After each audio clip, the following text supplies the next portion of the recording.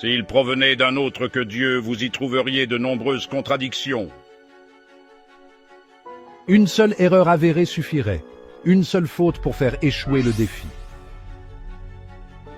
Une nouvelle ère est arrivée, l'ère de l'intelligence artificielle. Et à cette ère, aucune erreur ne peut se cacher. Le test ultime commence. 10 des plus lourdes accusations. 10 des plus profondes épreuves. Le Coran s'effondrera-t-il? Ou prouvera-t-il sa nature divine?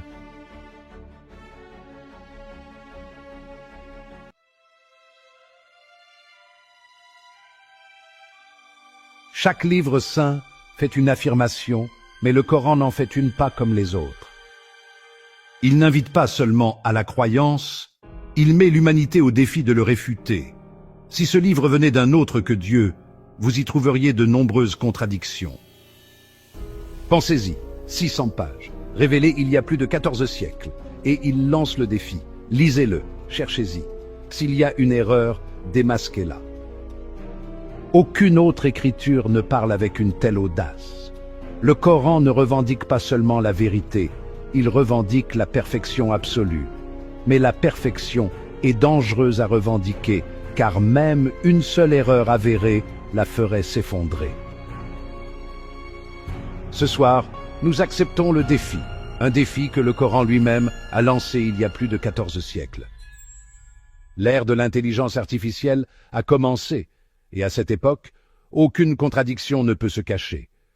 L'IA ne croit ni ne doute, elle mesure, elle révèle, et quand elle parle, seule l'évidence demeure. Pendant des siècles, musulmans et chrétiens, érudits et sceptiques, ont essayé. Des sermons aux salles de classe, des livres aux débats en ligne, les mêmes accusations reviennent.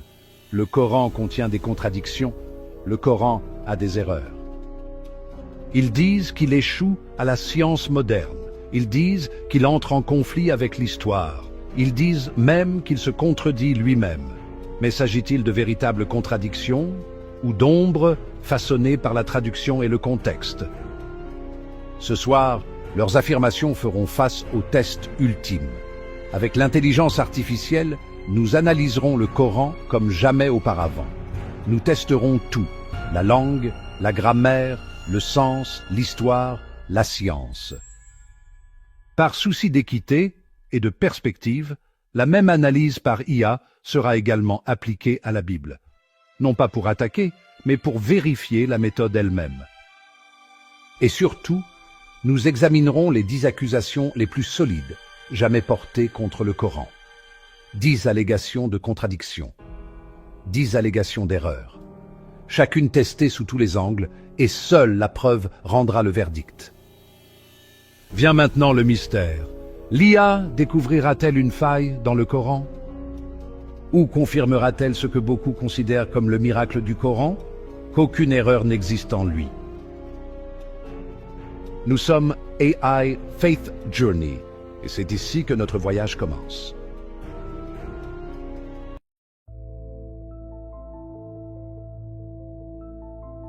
Notre test a commencé par une simple requête.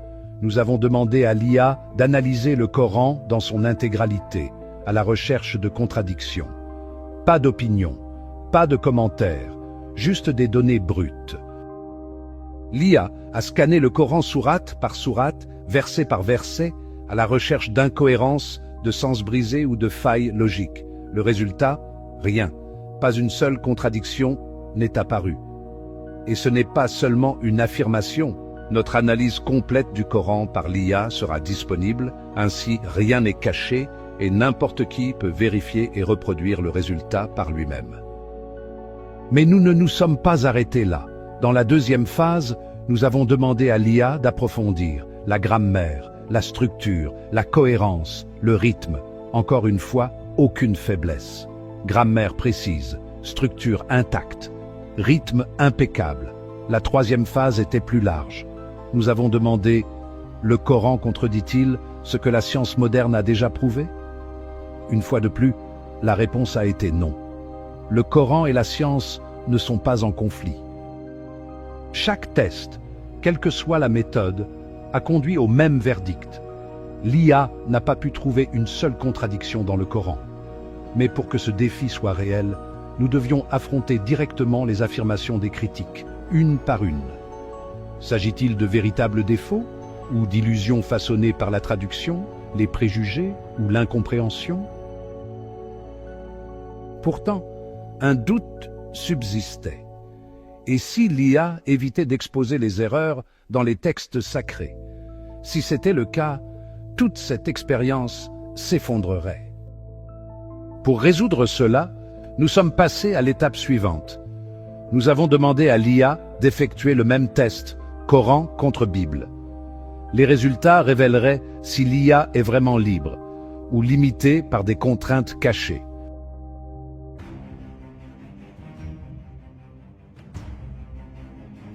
Pour résoudre le doute, nous avons demandé à l'IA de comparer le Coran et la Bible en utilisant le même test. L'IA allait-elle révéler des contradictions dans les deux livres ou éviter complètement les textes sacrés? Les résultats sont arrivés rapidement. Des contradictions dans la Bible sont apparues presque immédiatement. Dans l'évangile de Matthieu, Joseph est appelé le fils de Jacob. Dans l'évangile de Luc, Joseph est appelé le fils d'Élie. Deux généalogies, deux pères différents pour le même homme. Puis vint la Genèse. Le chapitre 1 dit que les plantes ont été créées avant les humains. Le chapitre 2 inverse cela. Les humains avant les plantes. Deux récits de la création côte à côte, impossibles à concilier. Même dans les questions scientifiques, les conflits ressortaient. Dans le Lévitique, les lapins sont décrits comme ruminants, comme le bétail. La biologie moderne prouve que c'est faux. Dans la Genèse, la lune est appelée une lumière. Pourtant, nous savons qu'elle ne fait que refléter la lumière du soleil. Contradiction, erreur, faciles à détecter pour l'IA. La différence était claire. Lorsque l'IA a analysé la Bible, des contradictions sont apparues. Quand elle a analysé le Coran, elle n'en a trouvé aucune. Et ainsi l'attention revient aux accusations les plus bruyantes répétées en ligne. Avec l'IA, nous allons tester les 10 allégations les plus solides contre le Coran, une par une. Et rappelez-vous, même une seule erreur avérée ferait s'effondrer sa prétention à la perfection. Restez jusqu'à la fin pour une analyse bonus où nous découvrirons le modèle derrière ces affirmations et ce qu'elles révèlent vraiment sur le Coran.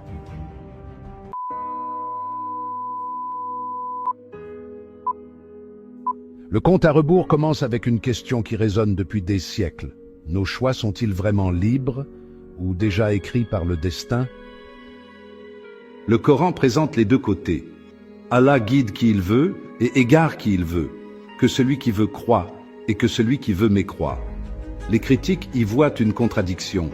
Libre arbitre contre destin. Nous avons donc demandé à une IA de tester les versets côte à côte. Le résultat fut clair. Aucune contradiction.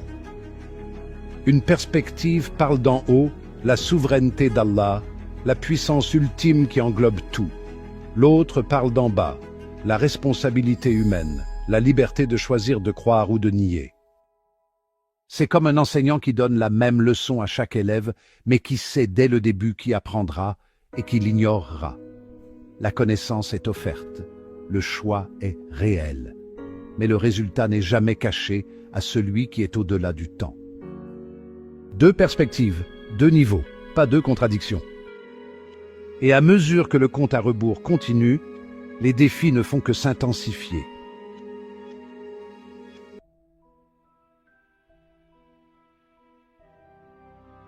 Au numéro 9, l'histoire elle-même devient le témoin. Dans la sourate 10.92, Allah déclare à Pharaon alors qu'il se noie « Aujourd'hui, nous préserverons ton corps, afin que tu sois un signe pour ceux qui viendront après toi. » Les critiques ont longtemps soutenu. Comment cela pourrait-il être vrai? Si le corps de Pharaon a coulé sous les vagues, comment aurait-il pu survivre? À l'époque du prophète, il ne restait rien de Pharaon. Pendant des siècles, le verset fut audacieux, non vérifié et souvent sujet à la moquerie.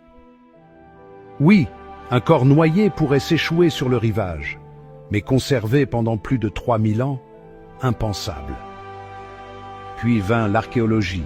En 1881, au cœur de la vallée des rois, la momie de Ramsès II fut découverte. Son corps étonnamment intact, mieux conservé que de nombreux pharaons dont les restes s'étaient effrités ou avaient disparu. Des études médico-légales ont même révélé des grains de sel dans sa chair et ses poumons, concordant avec une mort par noyade. Non seulement préservé, mais préservé exactement comme le Coran l'avait déclaré. Nous avons donc demandé à l'IA d'examiner l'affirmation du Coran par rapport aux archives historiques. Le verdict, aucune contradiction détectée. Un verset autrefois moqué comme impossible est maintenant en accord avec la découverte. Voici le signe, le corps d'un tyran, caché pendant des siècles, révélé au monde, un avertissement pour les générations, exactement comme le verset l'avait proclamé. Et avec cela, le défi monte à un nouveau niveau.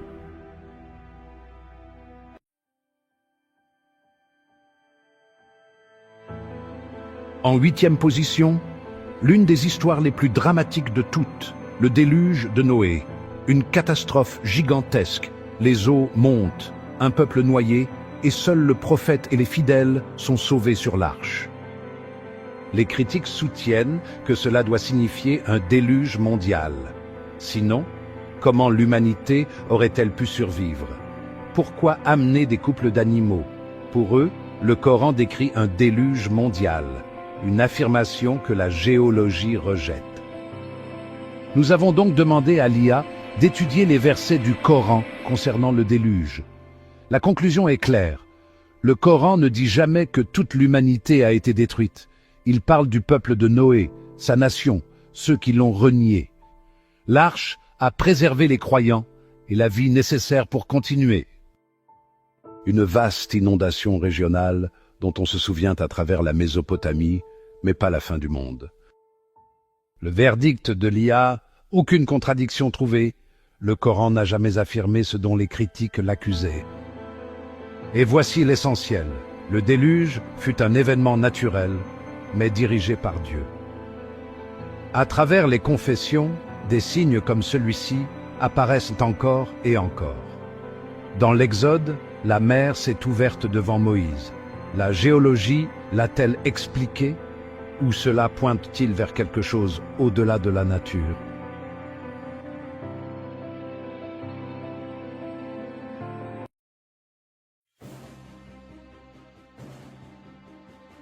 Au numéro 7, un défi moral. Le Coran dit « Nul ne portera le fardeau d'autrui ». Pourtant, dans un autre verset, « Ils porteront leur propre fardeau » et aussi une partie des fardeaux de ceux qu'ils ont égarés. Les critiques demandent « Qu'en est-il? Ne répondez-vous que de vous-même ou pouvez-vous porter les péchés d'autrui ?» Pour eux, cela ressemble à une contradiction au cœur de la justice. Nous avons donc demandé à l'IA de tester ces versets côte à côte. Le sens est devenu clair. Chaque âme n'est punie que pour ses propres actes. Mais quand quelqu'un égare les autres, il n'est pas seulement coupable de ses péchés, mais aussi du mal qu'il a causé. Les disciples portent leur propre fardeau. Les leaders portent les leurs, plus le poids supplémentaire d'avoir égaré les autres. Pas un transfert de culpabilité, mais une part supplémentaire de responsabilité. Verdict de l'IA. Aucune contradiction trouvée. L'enseignement du Coran est cohérent. Chaque âme fait face à son propre bilan et les trompeurs font face aux leurs, amplifiés par leur influence. Et ensuite, le compte à rebours plie le temps lui-même dans le mystère d'un jour avec Allah.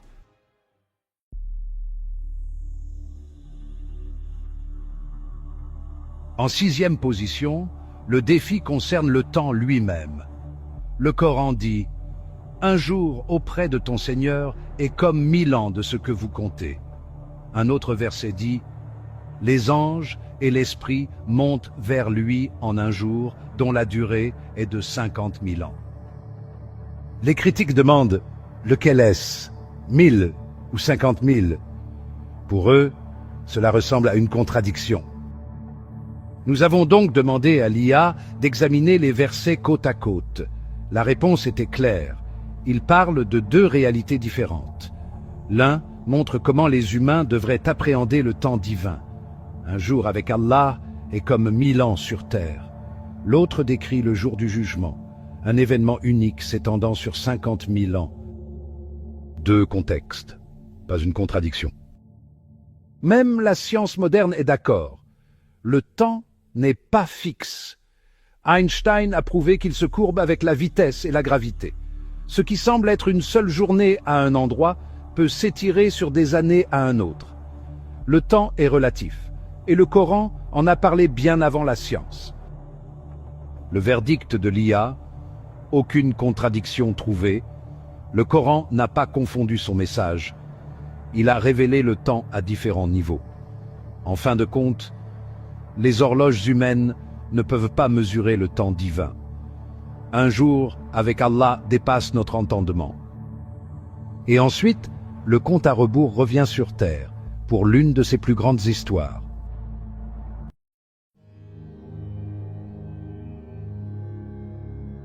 En cinquième position, le défi entre dans le monde caché de l'utérus. Le Coran décrit la vie par étapes, une goutte, puis quelque chose qui s'accroche, puis une masse, comme de la chair mâchée, avant que les os et la chair ne prennent forme. Les critiques affirment que c'est une erreur. Ils soutiennent que le Coran appelle l'embryon un caillot de sang, une erreur primitive. Mais ce n'est pas ce que dit l'arabe. Le mot « alaka » ne signifie pas caillot. Il signifie quelque chose qui s'accroche, quelque chose de suspendu. Exactement ce que fait l'embryon lorsqu'il s'attache à l'utérus. L'étape suivante, mudja, une masse mâchée, reflète la forme recroquevillée de l'embryon, marquée de crêtes comme des marques de dents. Simple, visuel, précis. Le verdict de l'IA, aucune contradiction trouvée. La description du Coran est précise, pas erronée. Et la perspective s'élargit. La science moderne confirme ces étapes. Pourtant, au 7e siècle, l'embryologie grecque, la connaissance dominante de l'époque, était en grande partie fausse. Pourtant, les paroles du Coran concordent avec ce que nous savons maintenant être vrai. Comment cette connaissance a-t-elle pu apparaître au 7e siècle? Ensuite, le compte à rebours se tourne vers les montagnes.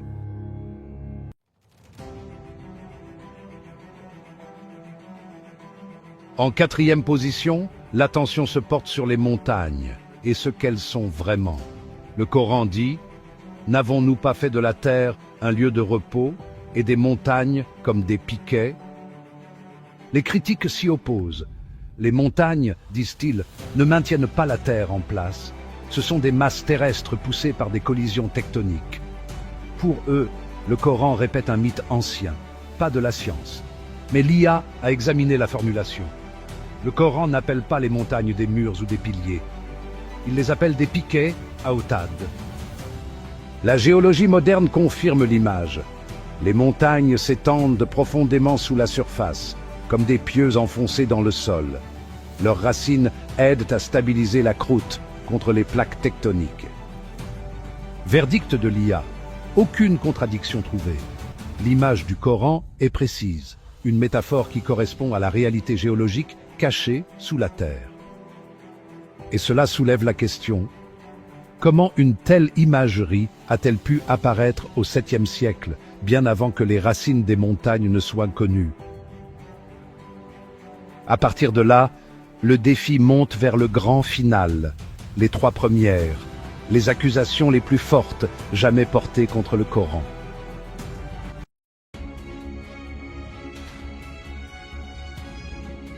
En 3e position, le ciel nocturne lui-même est mis à l'épreuve. Le Coran dit « Nous avons orné le ciel le plus proche de lampes et en avons fait des missiles contre les démons. » Les critiques se moquent de ces mots. Des étoiles comme armes, des soleils plusieurs fois plus grands que la terre, lancés comme des flèches. Pour eux, c'est de la mythologie, la preuve, disent-ils, d'une erreur. Mais l'IA a examiné attentivement l'arabe.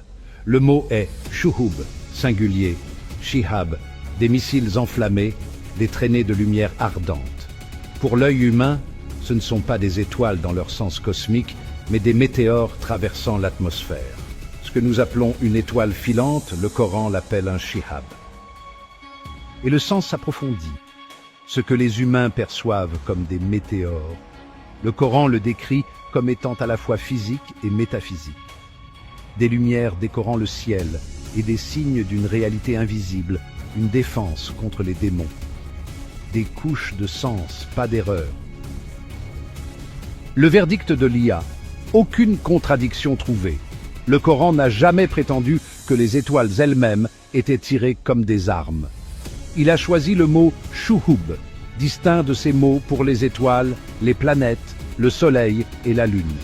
Il parlait précisément des météores, les traînées ardentes encore visibles dans le ciel. Et ensuite vient le finaliste, l'un des versets les plus moqués de tous.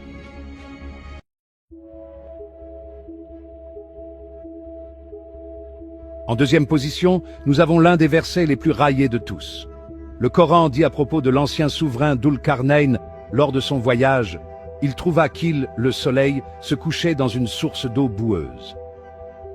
Les critiques s'emparent de cette phrase. Le soleil, affirme-t-il, ne coule pas dans un marécage ou une mare. Prétendre le contraire, disent-ils, est absurde, une preuve que le Coran répète l'erreur humaine. Mais l'IA a examiné le verset de près. Les mots sont précis. Il trouva qu'il se couchait. Il ne dit pas que le soleil a littéralement coulé dans la terre. Il décrit ce que Dhul-Qarnayn a observé de son point de vue. Depuis l'horizon, le soleil semble plonger dans l'eau. Aujourd'hui encore, nous parlons du soleil qui coule dans la mer. Le Coran décrit la perception, pas la physique. Le verdict de l'IA, aucune contradiction trouvée. Le verset reflète la perspective humaine, la façon dont le monde apparaît à l'observateur. Même dans le langage moderne, nous disons encore « le soleil s'est couché », bien que nous sachions que c'est la terre qui bouge. Et maintenant, le grand final, la plus lourde accusation que les critiques portent contre le Coran.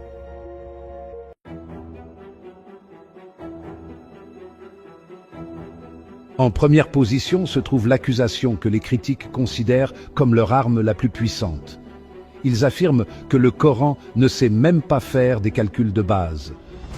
Dans un passage, il est dit que la création a pris 6 jours. Dans un autre, ils en comptent 8. Pour eux, c'est la contradiction ultime, le genre d'erreur qu'un livre ordinaire ne devrait jamais faire. Mais le Coran, par ses propres mots, raconte une autre histoire. Les versets décrivent 3 étapes. D'abord, la terre créée en 2 jours. Ensuite, les montagnes établies et les provisions mesurées.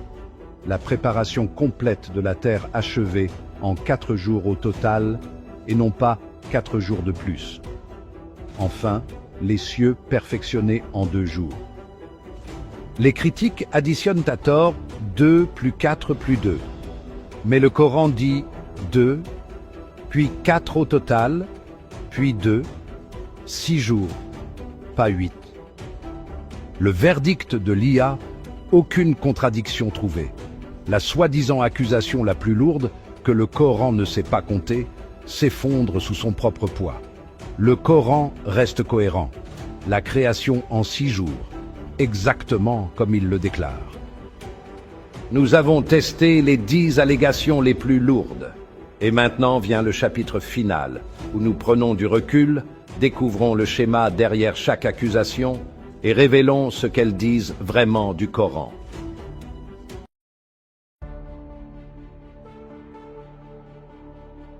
Nous sommes arrivés au terme du voyage. 10 accusations, 10 épreuves, et pas une seule n'a tenu. Alors, quel schéma trouvons-nous ? Pourquoi ces affirmations reviennent-elles sans cesse, même lorsqu'elles s'effondrent si facilement ? Premièrement, la langue. Les critiques tordent les traductions, transformant les mots en erreurs, alors que l'arabe reste clair. Deuxièmement, la lecture superficielle. Ils sortent des slogans sans jamais prendre le temps d'examiner le contexte ou le style. Troisièmement, la répétition. Les mêmes accusations recyclées pendant des siècles, bien après qu'elles aient reçu une réponse. Et enfin, la comparaison. Ils essaient de rabaisser le Coran au niveau des autres livres. Mais nous avons vu la différence. Lorsque l'IA a analysé la Bible, des contradictions sont apparues. Quand elle a analysé le Coran, elle n'en a trouvé aucune. Est-ce le plus grand miracle du Coran devant nous? L'IA a testé le Coran, sa langue, sa logique, son histoire et sa science, et n'a trouvé aucune contradiction, pas une seule erreur. Des listes d'affirmations existent, mais une par une, elles s'effondrent, aucune ne survit. Pendant 14 siècles, les critiques ont essayé. Pendant 14 siècles, le défi est resté. La preuve est claire. Ne vous laissez pas induire en erreur par des erreurs de traduction ou des affirmations superficielles. Et voici donc le défi aujourd'hui. Si vous connaissez une contradiction dans le Coran, présentez-la, soumettez-la, testons-la de nouveau. Que la preuve parle. Parce que le Coran seul ose défier le monde avec ces mots. S'il venait d'un autre qu'Allah, vous y auriez trouvé de nombreuses contradictions. Aucun faux livre ne ferait jamais cette affirmation. Seule la parole de Dieu pourrait reposer sur la perfection. Et cette perfection est toujours ouverte devant vous aujourd'hui, pour que tout le monde puisse la tester, pour que tout le monde puisse la voir. Nous sommes AI Faith Journey. La vérité ne restera pas cachée. Partagez vos réflexions ci-dessous et rejoignez-nous pour le prochain voyage.